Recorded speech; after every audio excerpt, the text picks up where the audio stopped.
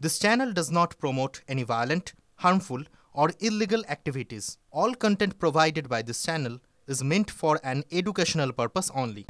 আর এবার হাসপাতালে আগুন আতঙ্ক। তেহট্ট মহকুমা হাসপাতালে আগুন আতঙ্ক। ফ্যান থেকে আগুন লাগলো হাসপাতালে। মেডিসিন ঘরে সিলিং ফ্যানে যান্ত্রিক ত্রুটি থেকেই বিপত্তি ঘটেছে। আপাতত বিপদমুক্ত রোগী, ডাক্তার এবং কর্মীরা। দমকলের চেষ্টায় আগুন নিয়ন্ত্রণ করা হয়। তেহট্ট মহকুমা হাসপাতাল, সেখানে আগুন আতঙ্ক। ফ্যান থেকে এই আগুন লাগে হাসপাতালে।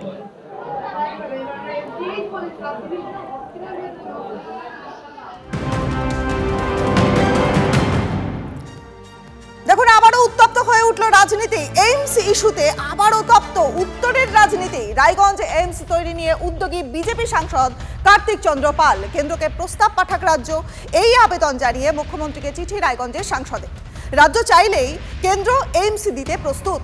সাংবাদিক বৈঠক করে বললেন বিজেপি সাংসদ। তিনি আরও বলেন, রায়গঞ্জে এইমস স্থাপনের জন্য কেন্দ্রীয় স্বাস্থ্যমন্ত্রীর কাছে তিনি দরবার করেন।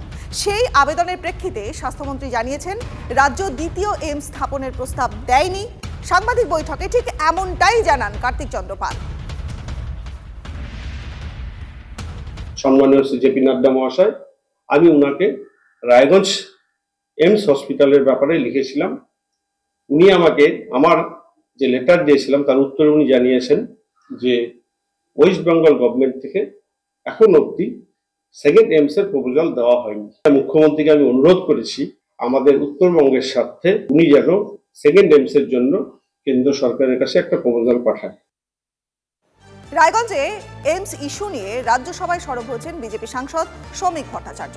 কেন্দ্র এইমস মঞ্জুর করুক, রায়গঞ্জে জমি দেওয়া হবে, কোনো সমস্যা হবে না, দাবি তৃণমূল বিধায়ক কৃষ্ণ কল্যাণীরও।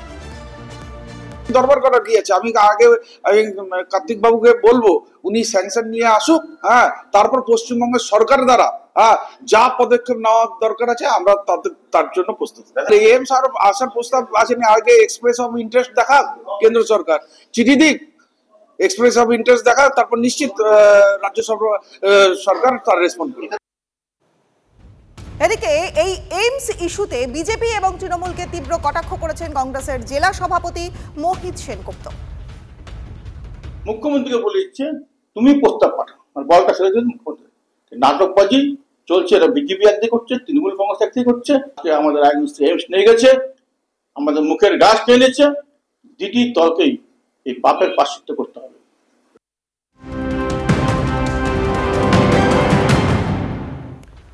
ময়দানে দেহ উদ্ধার হলো। ডাফরিন রোডে ফুটপাথে দেহ উদ্ধার করলো পুলিশ। সকাল 8:30 নাগাদ অজ্ঞাত পরিচয় ব্যক্তির দেহ উদ্ধার করা হয়। কিভাবে মৃত্যু খতিয়ে দেখছে পুলিশ। মৃতের পরিচয় জানারও চেষ্টা চলছে। সাত সকালবেলায় ময়দানে দেহ উদ্ধারকে ঘিরে চাঞ্চল্য এবং দেহ উদ্ধার হয় ময়দানের ডরফিন রোড। এই মুহূর্তে আমি পরিবহন দপ্তরের যে ক্যাম্প, সেই ক্যাম্পের সামনে দাঁড়িয়ে রয়েছি। আমি একবার আমার চিত্র সাংবাদিক দীপঙ্করকে বলবো যে ক্যাম্পের ঠিক সামনেই যে হাইড্রেনগুলো ছিল, সেই হাইড্রেনের মধ্যেই কিন্তু পড়েছিল এই অজ্ঞাত পরিচয় ব্যক্তি। এবং যে জায়গাটায় মূলত পড়েছিল সেই জায়গাটা একবার দেখাবার চেষ্টা করব। ঠিক ড্রেনের এই অংশটায় কিন্তু পড়েছিল সেই অজ্ঞাত পরিচয় ব্যক্তি।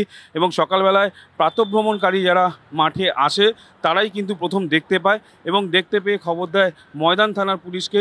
ইতিমধ্যেই কিন্তু সকাল 8:30টার সময় ময়দান থানার পুলিশ সেই ব্যক্তির দেহ উদ্ধার করে নিয়ে গেছে।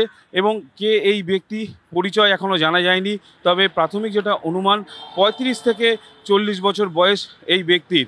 এবং তারপরেই কিন্তু সকাল 8:30টার সময় পুলিশ এসে সেই ব্যক্তির দেহ উদ্ধার করে এবং সকালবেলায় কিন্তু এই দেহ উদ্ধারকে ঘিরে ময়দানে চাঞ্চল্য ছড়ায়। ক্যামেরায় দীপঙ্করের সঙ্গে সৌভিক সরকার, TV9 বাংলা। বহরমপুরের দিকে এবার নজর রাখবো। সেখান থেকে একটা চাঞ্চল্যকর খবর আসছে। বহরমপুর শহর সংলগ্ন ভাড়া বাড়ি থেকে তরুণীর দেহ উদ্ধারে শোরগোল বেঁধেছে। আটক বিশেষ বন্ধু। আজ মৃতের ময়নাতদন্ত হবে মুর্শিদাবাদ মেডিকেল কলেজে। জানা গেছে যে কয়েক মাস ধরেই বহরমপুর শহর সংলগ্ন এলাকায় একটি ভাড়া বাড়িতে থাকতো ওই তরুণী এবং সঙ্গে থাকতো বিশেষ ওই বন্ধু। বৃহস্পতিবার তার দেহ উদ্ধার হয়। মামলা দায়ের করে তদন্তে পুলিশ এবং ওই তরুণীর বিশেষ বন্ধু তাকে আটক করেছে পুলিশ। এক তরুণীর মৃতদেহ উদ্ধার ঘিরে রহস্য দানা বেঁধেছে। বহরমপুর শহর সংলগ্ন এই এলাকাতেই এই ভাড়া বাড়িতে বিশেষ বন্ধুর সঙ্গে থাকতো ওই তরুণী। গতকাল রাতে তার মৃতদেহ উদ্ধার হয় আর তারপরে তার ওই বিশেষ বন্ধুকে আটক করেছে বহরমপুর থানার পুলিশ। কিন্তু এখান থেকে যে তরুণীর মৃতদেহ উদ্ধার হয়েছে সেখানে বেশ কয়েকটি প্রশ্ন উঠতে শুরু করেছে। যে বিশেষ বন্ধু ছিল তার সঙ্গে তার কি সম্পর্ক ছিল, কোনো সম্পর্ক না জেনেই কি তাকে এই ঘর ভাড়া দেওয়া হয়েছিল, এবং তার মৃত্যুর পর কেন এই বাড়ি তালাবন্ধ? তাহলে সঠিক তথ্য না জেনে কি ঘর ভাড়া দেওয়া হচ্ছে?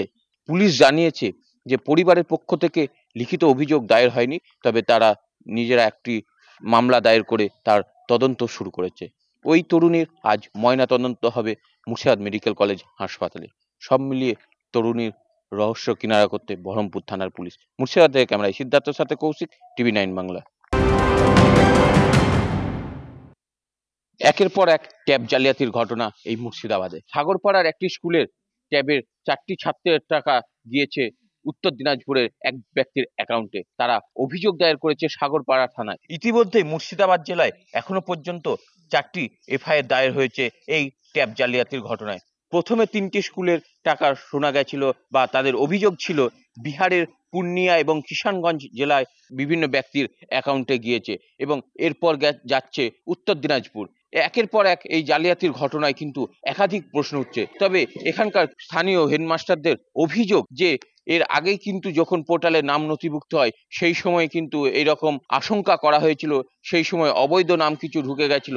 সেই সময় যদি তৎপর হতো প্রশাসন তাহলে এইরকম ঘটনা হয়তো ঘটতো না। তবে একের পর এক জালিয়াতির ঘটনায় বিড়ম্বনায় পড়ছে যেমন প্রধান শিক্ষকরা, সেই রকম এখন বিড়ম্বনায় রয়েছে জেলা শিক্ষা দপ্তর। মুর্শিদাবাদ থেকে ক্যামেরায় সিদ্ধার্থের সাথে কৌশিক, TV9 বাংলা।